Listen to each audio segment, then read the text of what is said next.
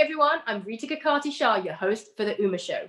Welcome to your one-stop journey for feeling empowered. We're a platform for change. We build confidence. We are your voice. We want you to be bold, be you, be Uma.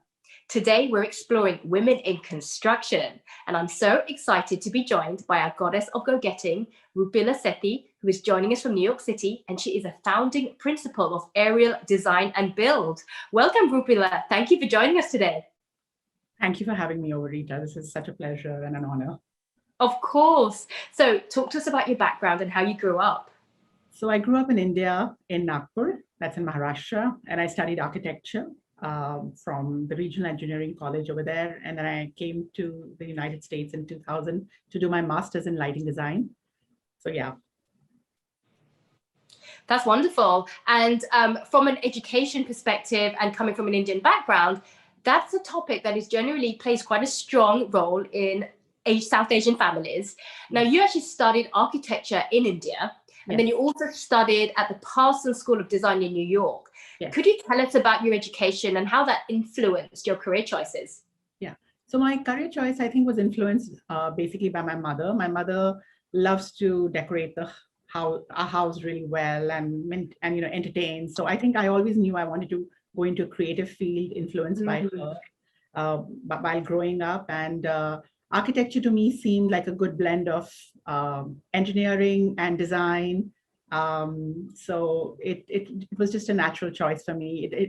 I didn't have to think much before deciding what I really wanted to do. So, and I was lucky enough to get into the Regional Engineering College, which is a very prestigious architecture school. And I just, I enjoyed what I did. So it wasn't a big guessing game for me growing up, what I wanted to do when I grew up. I knew I wanted to be in design and one thing led to the other, and I ended up studying architecture. Yes. Yeah. And it always really, it's important to really enjoy what it is you're studying. Exactly. And how was that transition going from India coming to New York? It wasn't a very difficult transition, I would say. I had traveled when I was growing up, and my parents had always given us a lot of exposure. So it wasn't a big culture shock as such. I think the biggest change for me was living on my own when I came to America. The country as such the culture wasn't, I assimilated very fast. But I think what what was difficult for me, or what took time for me, where I took time to settle down, was really starting to live on my own and be responsible for myself. But I was very lucky. I had these fabulous roommates, two Indian girls from India, and we all were sharing the same experiences, and our journey was similar. So that made things really easy for me once I landed and I found my footing. But initially, I think I struggled with just being on my own over here. And that's a real struggle with most people. When you transition and you relocate, people take for granted what that actually means, So the fact I never really lived on my own, because I studied architecture in my hometown and I lived with my parents. So I think moving to a different country and being on my own and being responsible for myself and it helped me grow up. It helped me learn a lot about myself. So it was all, when I look back, at that moment, it might have felt a bit difficult, but now when I look back, it shaped me into who I am today. Absolutely. It really opens up that creative side of you as well. Get to discover who you are. Yeah. So how did you get into construction? And, what was it like to set up your own company, especially in the construction industry, which we know is still very male dominated? So I studied architecture in India. So it was natural that I would want to eventually be somewhere within that industry. And when I came to the United States, I did lighting design at Parsons, which is in the same industry, but I wasn't really enjoying lighting design working in the industry after I graduated. So I was looking for a job in the business, in the architecture, in the interior design business. And I happened to start working for a construction company, and there I went on to become partners with one of the partners, who's my current business partner, Julie Kelly. And then that's how we established our company. So there wasn't really a big plan. The plan was not to do lighting, because that is what I was not really enjoying. Studying lighting in school was great, but in the real life, the way the industry operates is not what I had expected. So I was looking to transition. So I found a job in construction, and I thought, that's close enough to architecture. But then I started really enjoying construction, and, fate, destiny, I met my future business partner there, and then we went on to establish our own company. Fantastic. And now that you've done that, you actually have a very diverse staff. Yes. How was that process of sourcing so many talented individuals from such diverse backgrounds? So, it was, when we started, it was just my business partner and I. That is about 14 years ago. And then we grew very organically. Every year we grew 20%, 30%, and we kept adding people to our staff. And in looking back today, when you see, when you look at our website and all our team members, economically, racially, people come from different backgrounds, different countries. We also have someone on our team who has a visual disability. There wasn't really a big plan to hire people from a very diverse backgrounds. It just morphed into what it is very organically. I guess we were not specifically looking for people from a certain genre, like a certain males versus females, or people with a certain ethnicity.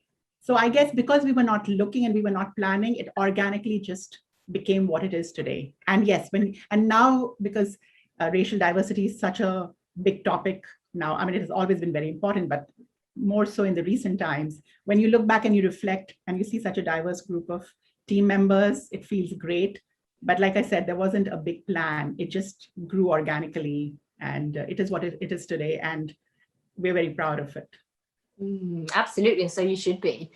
And you also have mixed skill levels as well. It isn't just racial or gender diversity, it's across neurodiversity, it's physical diversity as well. Correct. And I think one of the things I admire about the story that you have as well, and what you've actually built, you're not just talking about it, you're actually giving it action and doing something about it as well. Yeah.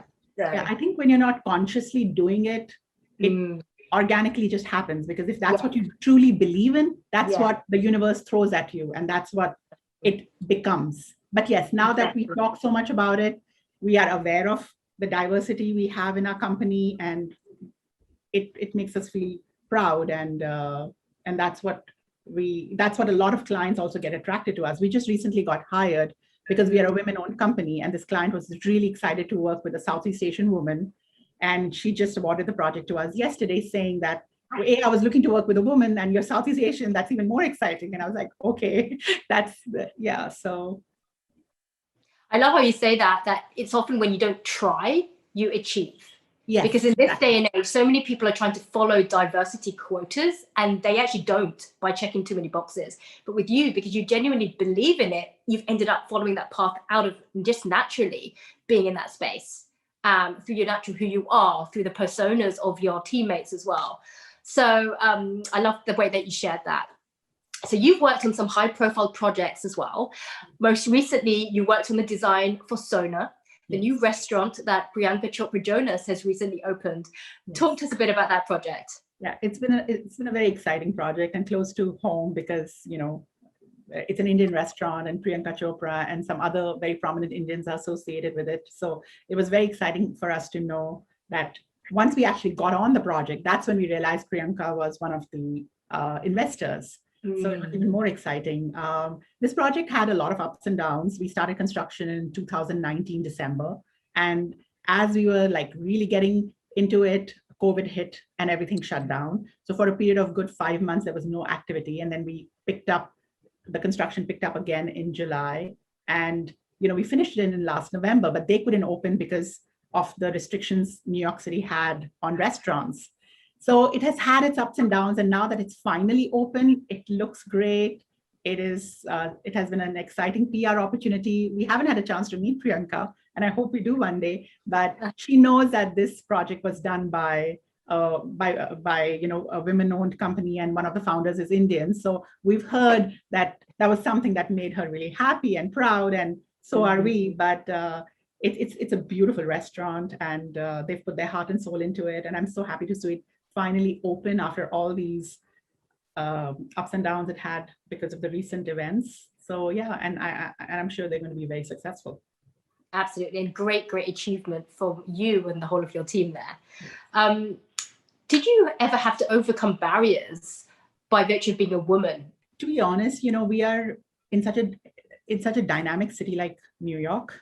If I was probably in a small town somewhere in Midwest America, I probably would have more stories to share with you. But luckily, because I'm in New York and there are so many women in so many diverse industries, it wasn't that challenging. There have been certain times that I have felt that being a woman has been a disadvantage. And, I really don't think much about it. I pack my bags and I move on. And then I also come across projects where the clients, such as yesterday, who awarded the project to us because obviously she liked what she saw, but there was a little plus over there that we were a women-owned company and she was excited that we were Southeast Asian women. So there have been some setbacks, but in the big picture, I would say I really don't pay much attention to it, because there are enough opportunities out there. So I say, thank you, no, thank you.